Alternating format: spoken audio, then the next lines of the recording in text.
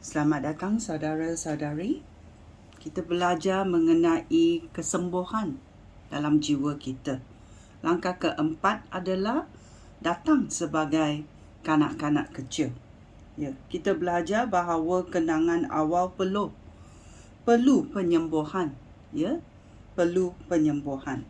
Dan hari ini kita nak belajar Roh Kudus memberi penyembuhan. Ya.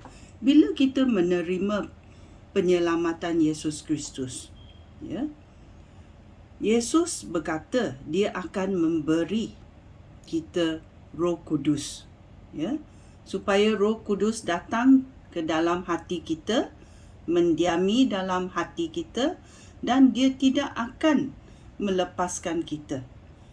So, dengan adanya Roh Kudus dalam hati kita, ya, Roh Kudus akan membawa penyembuhan dalam hidup kita, ya.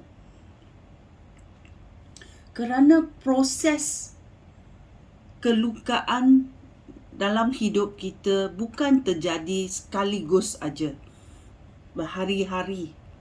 Kalau kita berhari-hari dalam menderita, minda kita jadi rosak, badan kita jadi rosak, emosi kita jadi rosak, dan kita mungkin penuh dengan kebencian, ya.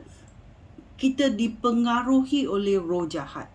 Oleh itu, Roh Kudus, Roh Suci akan datang untuk putuskan belenggu-belenggu dosa ini, belenggu-belenggu derita ini.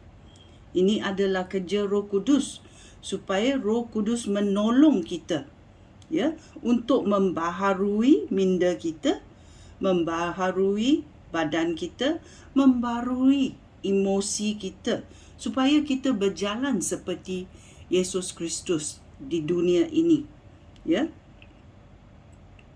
Kita tidak perlu ada dalam ketakutan kerana Roh Kudus bersama kita, ya. Kita bayangkan kalau Yesus Kristus mengambil tangan kamu dan berjalan dengan kamu, dan dia memberi kamu imbasan cerita pengalaman yang dahulu yang mensakiti hati kamu, ya. Kamu berjalan dengan Tuhan Yesus Kristus, dan Tuhan akan memberitahu kamu mengapa ini berlaku, apa ini berlaku, dan apakah emosi kamu. Dan Tuhan akan memberi kamu perfahaman supaya kamu boleh melepaskan kemarahan, kesakitan, pengampunan, ya, kerana Roh Kudus boleh memberitahu kamu apa yang perlu kamu buat, ya. Kerana ada kalanya kesakitan datang daripada keluarga kita sendiri, ya.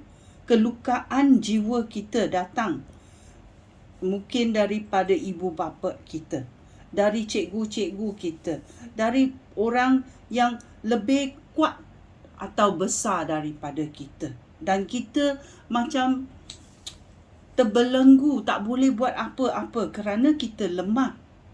Dan dalam keadaan itu, ya, kita macam serba salah, kita malu untuk memberitahu orang lain, ya, dan kita mempunyai sifat rendah diri yang bukan positif tetapi yang negatif. Oleh itu, Roh Kudus mau datang menolong kita untuk menghapuskan belenggu-belenggu dosa ini, ya. Dan Roh Kudus boleh menyembuhkan kita, ya. Oleh itu kita mesti belajar daripada Roh Kudus macam mana hati kita boleh disembuhkan oleh pengampunan, oleh kemarahan itu boleh dilupuskan, ya. Kebencian boleh dihapuskan, ya. Oleh itu kita mesti tahu pengampunan itu penting. Ya, kita walaupun orang itu buat salah, kita ampunkan orang itu. Ya, walaupun orang itu tidak cakap sorry, walaupun mereka salah, kita sebagai anak-anak Yesus Kristus, anak-anak Tuhan, kita ampunkan sahaja supaya jiwa kita dapat kesembuhan. Ya, jiwa kita dapat kesembuhan. Ini penting dalam hidup kita. Kerana dunia ini dunia yang dalam kejatuhan. Ya. Benda-benda dalam dunia ini tidak adil. Ya. Kerana dunia ini bukan dunia yang sempurna. Kerana kejatuhan manusia. Ya, oleh itu kita sebagai anak-anak Tuhan, kita buat aja apa yang Tuhan perintah. Kita ampun. Kerana Tuhan ampun, kita ampun juga.